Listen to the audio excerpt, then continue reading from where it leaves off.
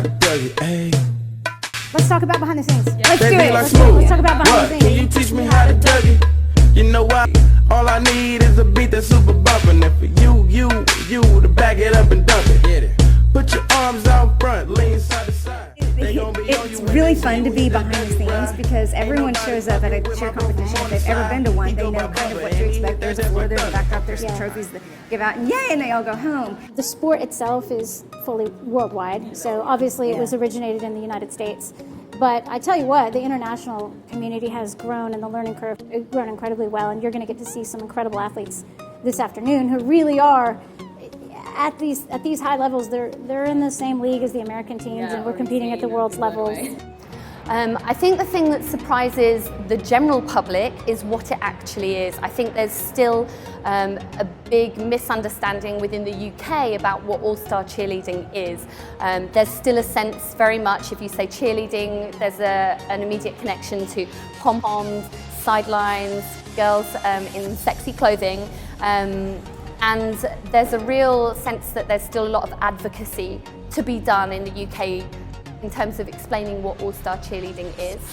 I think there have been some fantastic opportunities recently on television and media for teams to promote what all-star is, but I think that it's a growing sport, it's a very exciting sport, but there's still a lot of work to be done in terms of explaining to people that this is a competitive sport, that they are backflipping, they are stunting, they are jumping, they are not shaking their booty. And weren't the special needs athletes amazing? I love the special needs topic. We're bringing special athletes divisions to the UK. I'm coaching Unity All-Stars Gold, and we're a special needs team.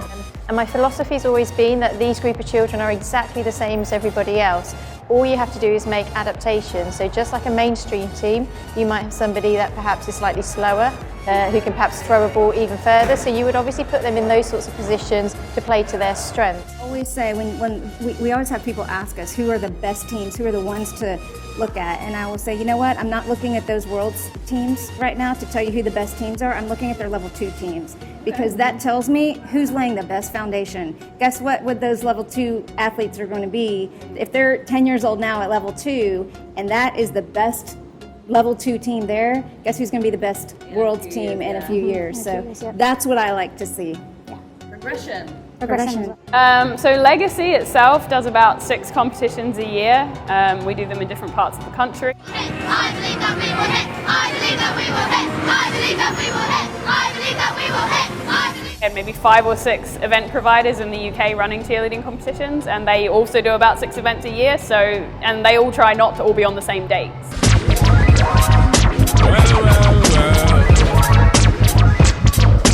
What's incredible is when I came into the UK and got involved in about 2005, I would say that UK cheerleading was almost 20 years behind the US.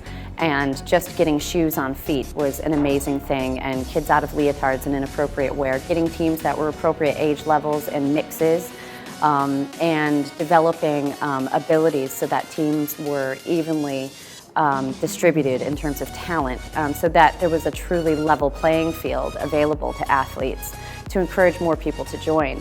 I've seen that just grow and grow at such a fast rate that we're at a point where some teams are on par with many US programs, and the ones that are behind, they catch up 20 years in 2 years.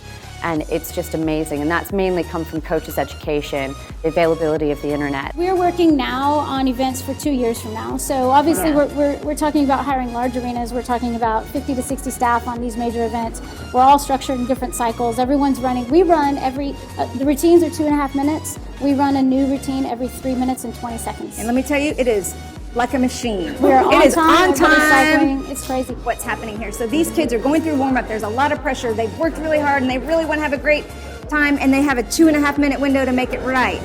Well, that lasts in that moment. But guess what? When they're an adult, they're going to be in a high-pressure career situation. Witness the fitness, the confident living. One hope, one quest. Witness the fitness, the confident living. One hope, one quest. Witness.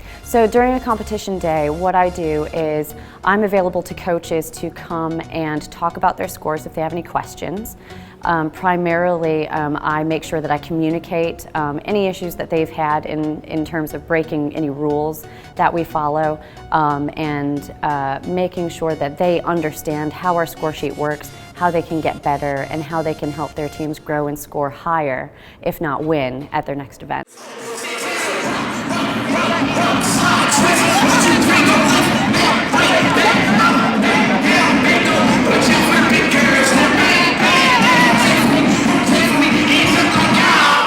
Your school friends are kind of basic. Your cheer friends, awesome. Hey, teach me how to do it. Hey, they be like, Smooth, what? Can you teach me how to do it? You know why?